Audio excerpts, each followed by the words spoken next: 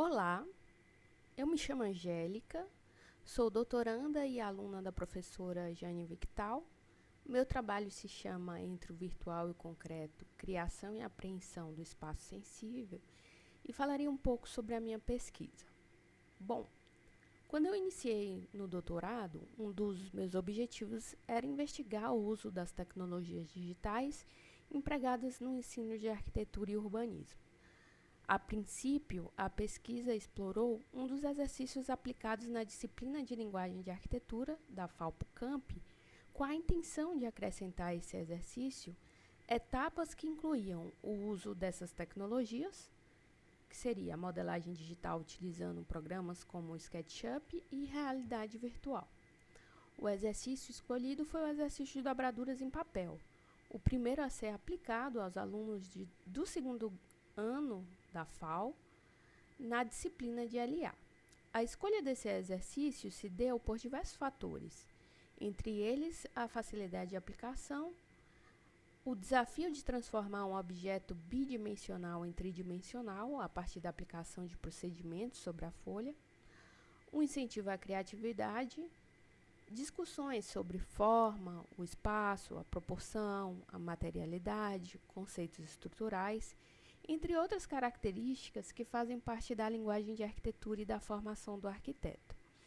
O exercício tem como enunciado a manipulação de uma folha de papel, que ora tem modulação, ora não, onde o aluno faz operações de dobra e corte sem extração da matéria, com a intenção de criar um objeto tridimensional autoportante. Com variações, o aluno gera formas a partir de diagonais, ortogonais ou ainda de modo livre, criando, por exemplo, objetos de formas orgânicas. Nessa etapa, o aluno está em contato com a materialidade, com o fazer artesanal, com as limitações do papel, do ambiente construído e concreto. Na segunda etapa, o aluno precisa digitalizar essa forma tridimensional, criada na etapa artesanal, utilizando o SketchUp. Ele pode ou não fazer uso do escaneamento 3D, utilizando o Kinect e o Scanect para isso. Nessa etapa de digitalização, o objetivo é explorar a modelagem digital convencional, compreendendo essa nova interface de interação que envolve homem-máquina e como se dá esse processo. Quer dizer, explorando os comandos do programa, as formas como ocorre a interação e notando as dificuldades de modelagem que essa etapa oferece, assim como suas facilidades. Por fim, um aluno tem contato com a modelagem em realidade virtual, utilizando o Gravity Sketch VR ou o VR Sketch plugin e o Twinmotion. Bom, o uso desses três programas se dá pela característica e pela intenção do exercício. O Gravity Sketch e o VR Sketch são programas de modelagem em realidade virtual. O Twinmotion, embora não ofereça modelagem, por ser um programa de renderização, ele pode ser utilizado para a construção da ambiência das formas tridimensionais. Então, em cada um deles, o aluno experimenta uma interface e relação com a realidade virtual de forma diferente. Por exemplo, o Gravity Sketch e o VR Sketch têm suas peculiaridades, né? O primeiro possui uma modelagem mais orgânica, permitindo a construção de modelos complexos, enquanto o VR Sketch segue o padrão de modelagem do SketchUp, portanto, sendo mais difícil modelar formas não euclidianas. No decorrer da investigação, me pareceu necessário entender não apenas o que era realidade virtual, os tipos de interface, de interações e de equipamentos, mas também conhecer outros inventos que surgiram antes e foram precursores. O estereoscópio é um exemplo. Um aparelho óptico desenvolvido no século XIX foi o primeiro a simular a ideia de uma imagem espacializada. Esse aparelho permite que tenhamos essa sensação ou efeito de profundidade de uma imagem estática. Vale lembrar que a partir das décadas de 60, com o desenvolvimento da informática e de diversos acessórios e tecnologias de computação gráfica, começaram as pesquisas com realidade virtual. Entende-se como realidade virtual a interação homem-máquina em um ambiente de simulação virtual, um ambiente criado por meio da computação gráfica. A escolha do capacete de realidade virtual, que foi utilizado na pesquisa, se deu devido ao nível de imersão que o equipamento oferece ao usuário, o que, por exemplo, possibilita uma boa interação com o modelo, a sua modelagem, andar e modificar propriedades do modelo e ambiente a depender do programa utilizado. A pesquisa foi muito rica em experiências. Uma delas foi a criação de um ambiente virtual funcional a partir do exercício de dobraduras. A galeria Zenit foi criada a partir da junção de duas dobraduras desenvolvidas no exercício experimental, resultando em dois espaços interessantes de exposição, dos quais uma explora a fluidez do espaço, entre espaços semiabertos e abertos, onde podemos ver o conjunto de obras expostas quase em sua totalidade. O outro, um espaço mais intimista, organizado por setores, cujo fluxo é dividido hierarquicamente. Então, teria o primeiro andar, o andar térreo, um mezanino e uma sacada, corredor. E o visitante pode passear por esse ambiente, mas tem essa sequência, né? Sendo que o outro espaço ele é mais livre de fazer o passeio, fazer a transição. Mesmo porque estamos falando de teleporte, né? Então, você clica e vai para aquele lugar. E esse contato ele precisa ter um piso, né? Para fazer a transição. Então, de certa maneira, existe essa hierarquia nesse espaço.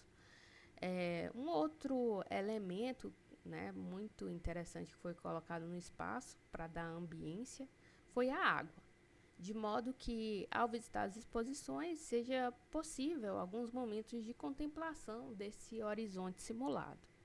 Quem fizer a imersão vai também escutar o som das ondas e pássaros como parte da estimulação sensorial do ambiente. Toda essa simulação foi feita com o uso do SketchUp e Twinmotion, além de ter sido desenvolvidas também as redes sociais da galeria e o site para promover a exposição e o trabalho.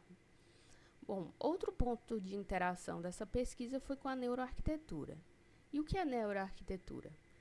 É uma área de conhecimento que envolve pesquisas realizadas na área das neurociências com interseção com a arquitetura. Isso porque, no final da década de 90, algumas pesquisas demonstraram que o ambiente influenciava o desenvolvimento de células neurais e impactava do comportamento e estado de bem-estar do sujeito. A partir de 2005, em São Francisco, na Califórnia, foi criada a ANFA, The Academy of Neuroscience for Architecture, em que foi cunhado o termo neuroarquitetura, com a intenção de explorar aspectos da neurociência e da arquitetura que são comuns às duas áreas dos saberes. A partir desse viés, a pesquisa apresenta algumas demonstrações de como a arquitetura e o ambiente construído que nos envolve são capazes de modificar nosso cérebro, nosso corpo, a partir de estímulos sensoriais múltiplos. Quer dizer, analisar de modo breve como o corpo é afetado pela arquitetura e o urbanismo, quer seja de modo direto ou indireto, intencional ou não.